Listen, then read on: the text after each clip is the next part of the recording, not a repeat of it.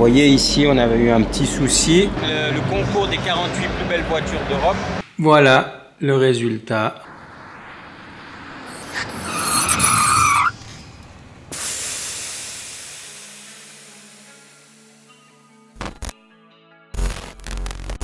Les amis, bonjour, bienvenue dans l'épisode 17 d'une semaine chez Bell3 Cars. Cette semaine, on remonte la Ducati, on termine le projet. À la fin de cet épisode, je vous la présenterai sous toutes ses coutures. L'épisode précédent, vous avez vu, on a passé énormément de temps à la peindre et aujourd'hui, on attaque le remontage. J'ai déjà commencé. Dans cet épisode, vous verrez l'évolution du remontage jusqu'au projet final terminé. Donc, on a déjà monté toute la partie arrière, la partie basse.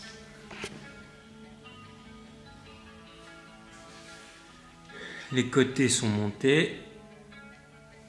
Là, vous avez la partie verte.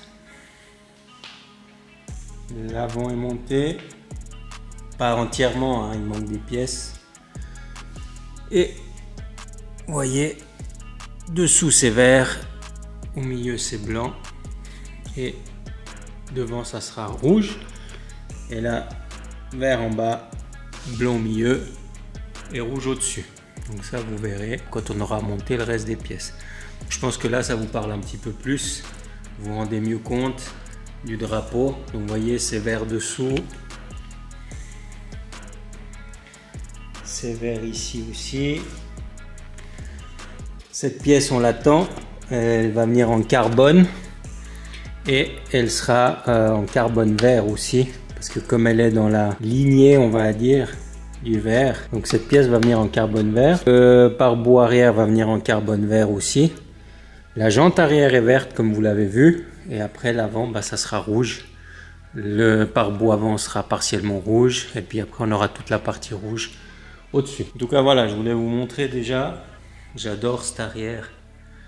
Avec ce feu comme ça, c'est magnifique. J'ai qu'une hâte, c'est qu'elle soit entièrement remontée pour pouvoir faire de belles photos. Donc voilà, je vous reprends. Je pense à la carrosserie pour vous montrer l'avancée des projets. La Sirocco avance très bien.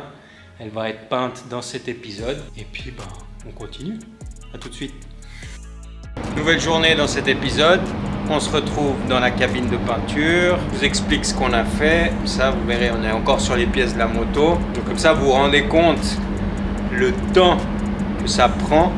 C'est infernal. C'est des heures et des heures et des heures de travail pour avoir un résultat top niveau. Vous l'avez vu dans la séquence précédente, toutes les pièces unies, elles ont été montées sur la moto. Il y avait déjà certaines pièces qu'on avait revernies 2 fois. Donc ça, c'est monté sur la moto. Tout ce qui reste là, je vous explique ce qu'on va faire. Donc ça, c'est la pièce en carbone qu'on avait teintée rouge. On lui a donné un petit coup de cale et là on l'a reverni pour que ça soit parfait. Ici, vous vous souvenez, on avait fait le haut du pare-boue avant en rouge. Maintenant on va faire le bas en transparent, et après on va désisoler et on mettra une couche sur le haut et le bas pour unifier. Ça, c'est les pièces qu'on avait déjà fait. Donc là, on a calé les lignes. Donc là, il n'y a plus aucune surépaisseur. Maintenant, on met une couche de vernis de finition. La même chose, les pièces avaient été ici teintées vertes. Et là, on met l'incolore et après, on désisole et on met une couche partout pour que ça soit propre. Les jantes, donc on a fait les 3 couleurs, il y a des petites choses à reprendre. Vous voyez ici, on avait eu un petit souci. Quand on a enlevé le filet, il y a un peu de blanc qui est venu avec. Donc là, on va remettre un filet, on va refaire du blanc et après, on va repeindre toute la jante, on verra plus rien. Enfin voilà, il y a, je sais pas si on le voit, c'est minime, hein. Vous allez me dire qu'on chipote. Vous voyez, il y a le blanc qui est passé sous le filet puis qui est venu se déposer. Donc voilà, tout ça, c'est des petites corrections qu'on apporte maintenant. Et après, on pourra vernir. Là, typiquement, on a aussi un petit bout. C'est vraiment, mais je ne sais même pas si vous allez le voir à l'image. Mais je ne sais pas si vous voyez la pointe du rouge qui a sauté. Donc ça, on va refaire pour que ça soit parfait et que il n'y a rien à redire au niveau des petits détails. Ah, puis toutes les pièces en carbone, là on les revernit une fois, comme ça elles seront parfaites. Toutes les pièces avec la déco, enfin les 2 couleurs, elles ont été poncé, calé, comme ça, on sent vraiment plus aucune épaisseur. Donc voilà, encore une fois, beaucoup de travail. Moi, je vais vous filmer quand on vernit, comme ça vous voyez. Puis après, je vous reprendrai quand tout sera terminé. Et puis, qu'on pourra attaquer le remontage sur la moto. À tout de suite. Les amis, il est 21 h, je suis encore au garage. Parce que je voulais absolument remonter cette moto pour voir le résultat final. J'ai pas eu le temps de vous filmer dans la cabine de peinture, je vous avais dit que je vous reprenais. On a fait toutes les petites corrections qu'il y avait à faire. On a verni, on a mis 4 couches de vernis transparent. Le résultat est très bon. Maintenant, il nous reste les finitions à faire, donc un ponçage complet de la machine, enfin des pièces de la moto et un vrai polissage et une céramique. Et après, on sera au top. Je vous montre le résultat. Voilà. Dites-moi ce que vous en pensez. Moi, je trouve que le résultat est incroyable. Je vous fais le tour.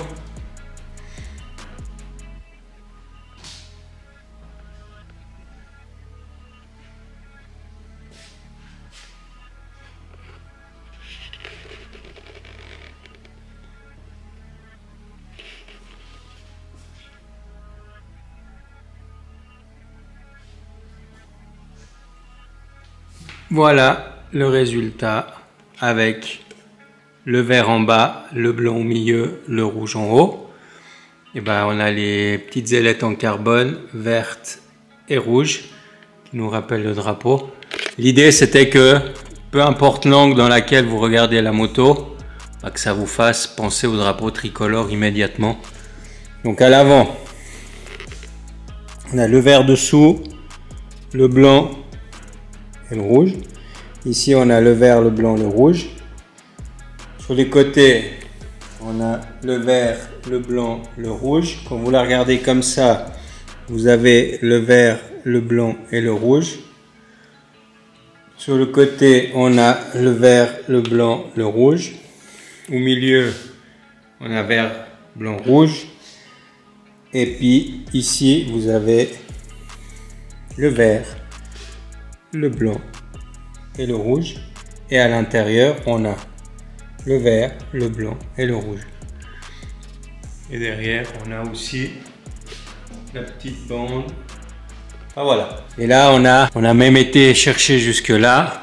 On a le vert, le blanc, ou bien le vert, le blanc et le feu qui est rouge, ce qui nous rappelle le drapeau également. Donc voilà, il y a beaucoup de pièces en carbone qui sont en commande, ça doit arriver. Je peux vous dire, il y aura le compteur, le petit cache ici à l'avant, il y aura le cache pour le cadre, le cache du collecteur d'échappement en carbone qu'on va faire en verre. Il y a le bocal ici, il y a le petit cache ici, il y a le cache ici qui vient en carbone. Enfin voilà, il y a énormément de pièces. Et puis il y a beaucoup de pièces en aluminium, des écrous de roue, la couronne, la flasque, enfin voilà, beaucoup de choses encore à faire sur cette moto. Mais déjà là, ça commence à ressembler à quelque chose de pas mal intéressant. Donc, voilà ce que je voulais vous montrer. Je suis désolé de ne pas vous avoir montré plus avant, mais en tout cas, on est mercredi soir, la moto est remontée, on a passé un temps fou sur cette machine, mais le résultat, on vaut la peine. Je trouve qu'on est pas loin de la vérité. Donc voilà les amis, demain c'est férié, moi je vous reprendrai vendredi, et puis peut-être je vous ferai un petit vlog ce week-end parce qu'il y a un petit événement, alors on fera un vlog ce week-end. Je vous intégrerai ça dans la semaine de chez Belle Croix Cars, je ne vais pas faire un vlog séparé, mais il y aura un petit passage d'un événement en Allemagne, vous verrez, assez sympathique. Donc moi je vous dis pour vous à tout de suite, et nous ça sera je pense vendredi qu'on se retrouve. A tout de suite les amis. Nouvelle journée de cet épisode, une semaine chez Belle Croix Cars. Je vous montre ce qu'on fait en haut et on descendra à la carrosserie parce que la Sirocco est sur le point d'être peinte. Donc je vous montre tout ça. Donc, comme vous l'avez vu dans la séquence précédente, on avance bien sur la moto. Et là, on travaille en ce moment sur cette Golf, vous l'aviez déjà vu dans une des vidéos précédentes. Elle est là chez nous pour montage suspension pneumatique, montage des ailes larges. Il y a le kit gros frein à l'avant qui doit arriver aussi. Et là, le client nous a demandé un coffre un peu spécial, un peu chocard, on va dire. Donc, on est en train de lui préparer ça. Vous verrez ça soit plus tard dans l'épisode, soit dans le prochain épisode. On aura fini toute l'installation. Donc maintenant, ce qu'on va faire, on va descendre ensemble à la carrosserie et puis on va voir où en est la Sirocco parce que on est censé la peindre aujourd'hui. Alors à tout de suite. On se retrouve dans la cabine de peinture, cette fois-ci pour la Sirocco, pas pour la moto, je vous montre. Donc, pour ceux qui n'auraient pas suivi les épisodes précédents, donc cette Sirocco est chez nous pour un changement de couleur, donc peinture complète. Donc, elle va venir bleue. Et le client voulait conserver le toit noir. Ce qu'on a fait, c'est que on a isolé toute la voiture et on a isolé pour faire le toit. Donc là, il a appliqué ces 2 couches de noir. Maintenant, il doit vernir. Donc là, on a fait plus propre, hein. La découpe, avant, ça s'arrêtait sur l'arête. Là, on vient jusqu'en bas pour vraiment faire quelque chose de propre. Le toit entièrement noir. Et en fait, l'idée, c'est qu'il pose la base, on désisole, on isole le noir, on applique le bleu sur toute la voiture et après on désisole le noir et on vernit tout en une fois. Voilà un petit peu l'idée. Donc ça suit son cours. La prochaine à recevoir sa nouvelle peinture, ça sera la S6 RS6. Donc voilà ce que j'avais à vous montrer les amis. Et puis moi je vous reprends dès qu'il y a quelque chose d'intéressant à vous montrer. À tout de suite. Les amis, on se retrouve pour une nouvelle journée de cet épisode d'une semaine chez Bellecroix Cars. On est en Allemagne et on s'apprête à partir pour le salon de tuning Bodensee. On est venu avec Alex, avec la RS7. Il nous a fait une petite pointe hier soir, il était content. Et du coup, on se reprend là-bas et on vous montre un petit peu les belles voitures qu'il y a là-bas. A tout de suite. Ha girato e c'era la semisiva, faceva sulla larga, tap.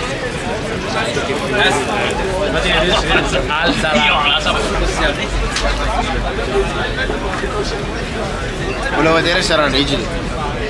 Tu filmes en plus. Ouais, je filme ma gueule. Ouais, bonus de fin d'année, ouais. E ovviamente girando per uscire da là ha battuto su l'anteriore sinistro. Ah, très très bon, nourriture grasse allemande. Ja, Deutsch qualidad. Faut pas que je parle trop fort parce que et que je dise trop de conneries. Salut. Salut les amis, nouvelle journée dans une semaine chez Bellecroix Cars. Aujourd'hui, comme je vous l'avais dit, on se retrouve en Allemagne au Tuning World Bodensee. On est avec Alex, Alpha Delta 06. On vous a fait 3 vidéos sur sa chaîne, je vous invite à aller les voir. Moi je vais vous montrer, ici on est dans le showdown, donc le concours des 48 plus belles voitures d'Europe. Ce qu'on a fait l'année passée avec la Stone où on a fini 9e.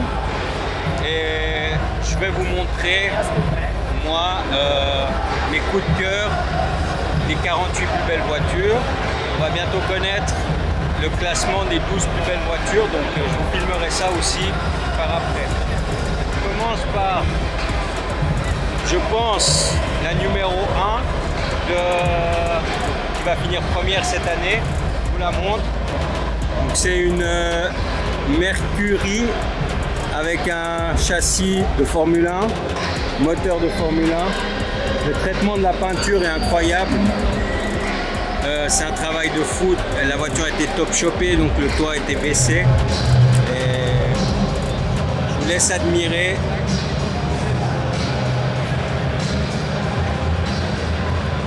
Donc bien sûr, tout l'intérieur est fait. Hein. Pour moi, c'est la plus belle voiture des 48 qui sont présentes ici. Après ça, c'est mon avis personnel.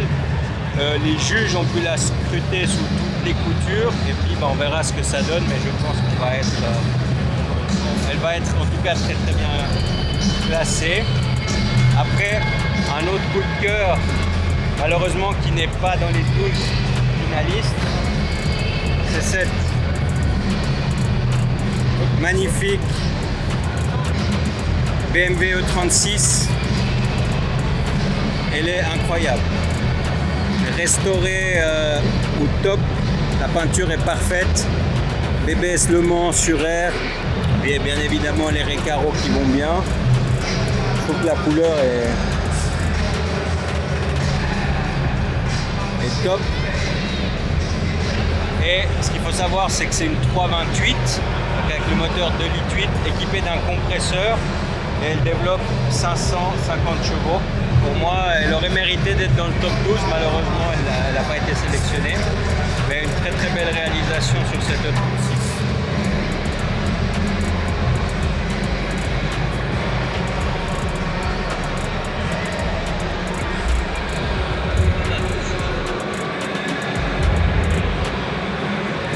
À mon sens, une qui aurait mérité d'être dans le top 3.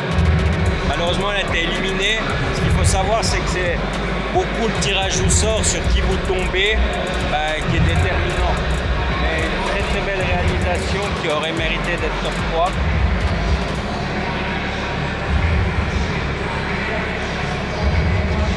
Donc, pour ceux qui n'ont pas reconnu, c'est une Volvo.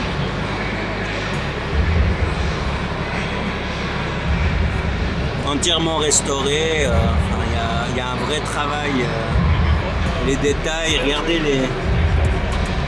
les vases d'expansion, liquide de frein qui sont taillés dans la masse, tout est chromé,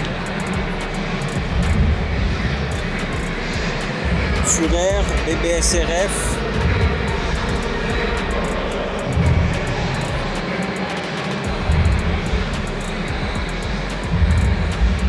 Vraie restauration. Malheureusement, elle a été éliminée et elle n'est pas dans le top 12.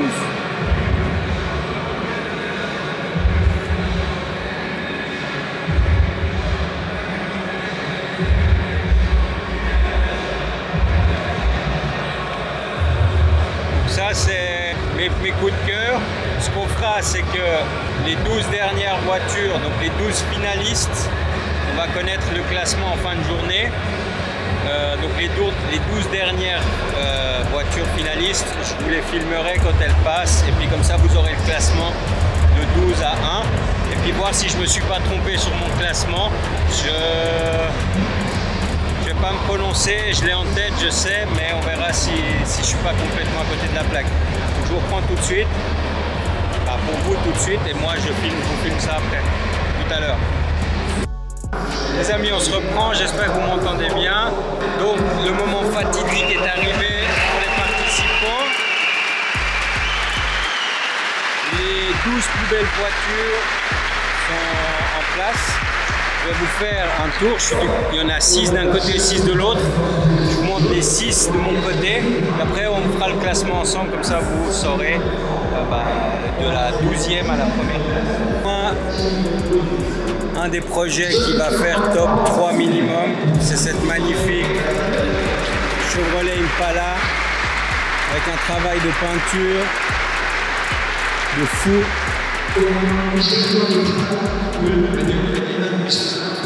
Tout est fait dans les détails. C'est il y a énormément de travail. L'intérieur est fait.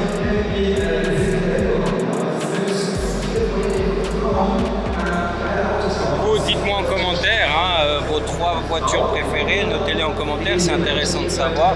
Ça, on pourra voir si vous avez l'œil par rapport au classement final. Ici, on a une petite Trabant. Aussi, quand vous êtes dans les 12 derniers, tous les véhicules ont un travail exceptionnel au niveau des détails. Regardez, tout est peint, les intérieurs sont faits.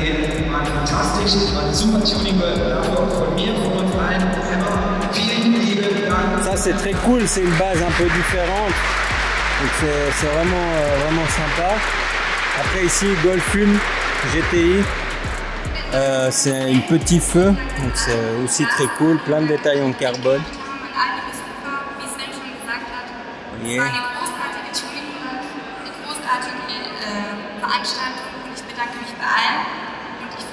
Baguette, les poignets, les rétros, les tableaux de bord, swappé avec un moteur turbo, le Fiat Multipla. Celle-là, je vous l'ai déjà filmé tout à l'heure, à mon avis, la numéro 1. Et là, on a une base aussi très atypique. Une Opel Kadett de livraison. Un travail monstrueux de restauration. Voilà les 12, enfin les 6, les 12. Les autres sont de l'autre côté. Je les filmerai au fur et à mesure qu'elles passent. Donc, vous allez voir le classement tout de suite. Donc là, le présentateur va appeler les véhicules de la 12e place à la première place. Mon avis pour la 12e place, c'est une Corrado cabriolet. Je pense que ça, c'est pour moi la 12e place. Je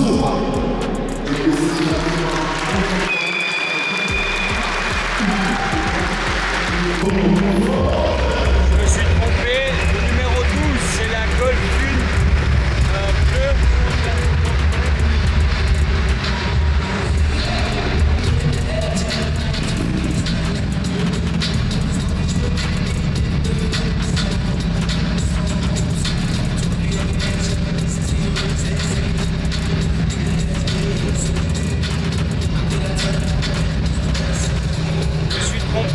J'avais prédit la Corrado cabriolet, c'est la Golf 1. C'est une très très belle réalisation.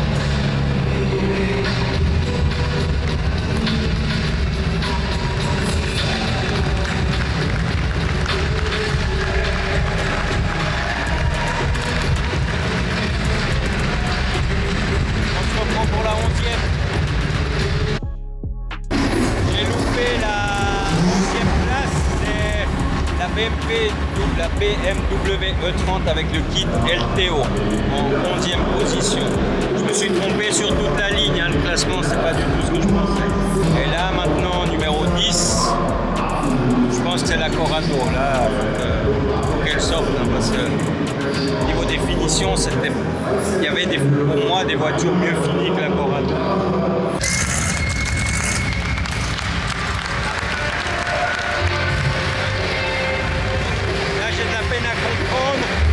L'Impala est 10e, alors, soit il y a des choses que nous on n'a pas vues et que les jurys ont vu, mais pour moi c'est pas tout à fait juste. 10e place, plus le travail, c'est quand même un peu dur. On attend le verdict pour la numéro 9, donc l'année passée avec la Stone on a eu la même place, donc numéro 9. On va voir cette année qui décroche la 9e place. Non, c'est un hot rod.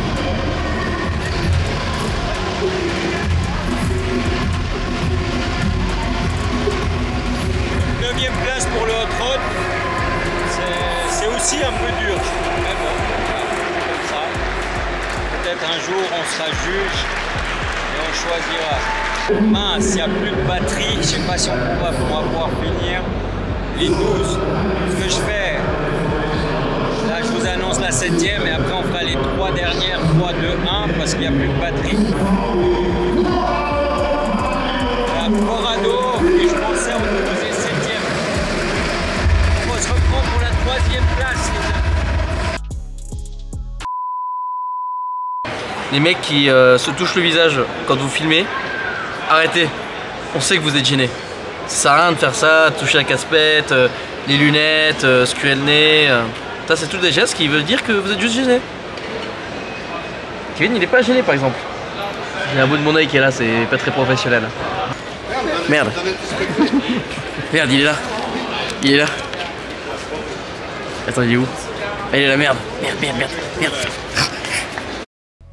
Je sais pas comment reprendre parce qu'on m'a dit que je disais trop. On se retrouve, je vous reprends.